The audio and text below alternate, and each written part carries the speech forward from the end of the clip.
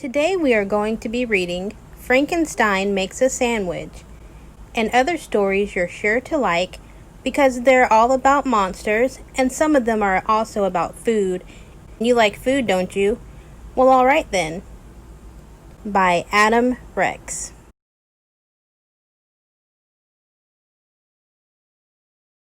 The creature from the Black Lagoon went back into the bog too soon.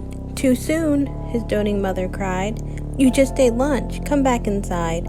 That Black Lagoon is dark and damp. You're going to get a stomach cramp. Just think of all you've had for lunch.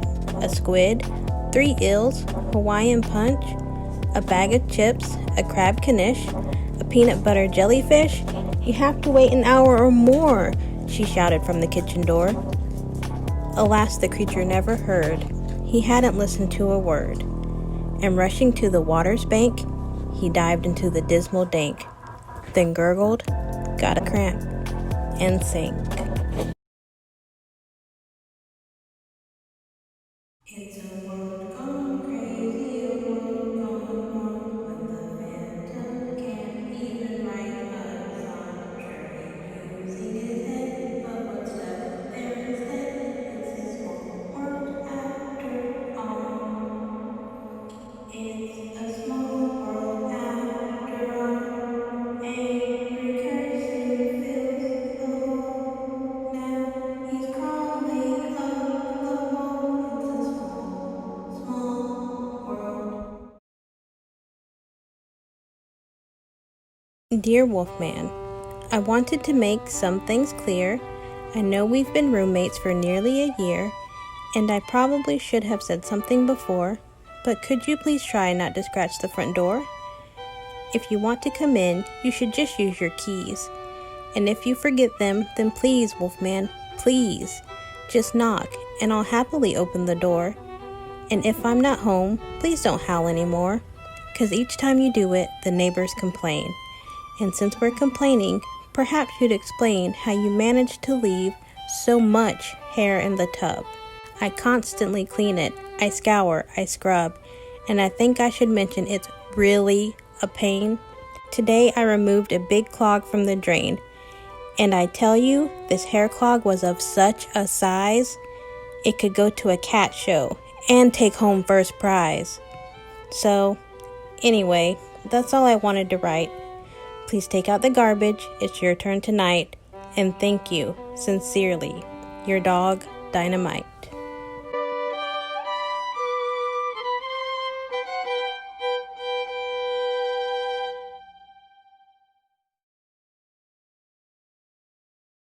It's a small world after all. It's a small world after all.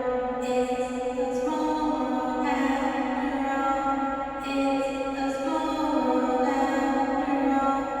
It's a small world after all. It's a small world after all. It's a small world after all. It's a small world after all. It's well known that zombies abstain from any food other than brain. Make a hat from a carrot and constantly wear it. They'll never disturb you again. All around the opera house, the phantom throws a tantrum. The song won't die, he doesn't know why. Stop, goes the phantom. When Frankenstein prepared to dine on ham and cheese on wheat, he found instead he had no bread or mustard cheese or meat. What could he do? He thought it through until his brain was sore, and thought he ought to see what he could borrow from next door. His neighbors gawked as Frankie walked the paths up to their porches.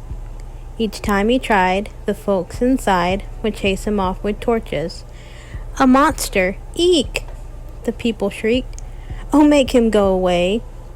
The angry hordes unsheathed their swords, pulled pitchforks out of hay. They threw tomatoes, pigs, potatoes, loaves of moldy bread. And then a thought struck Frankenstein as pickles struck his head. It's true, at first, he thought the worst. His neighbors were so rude.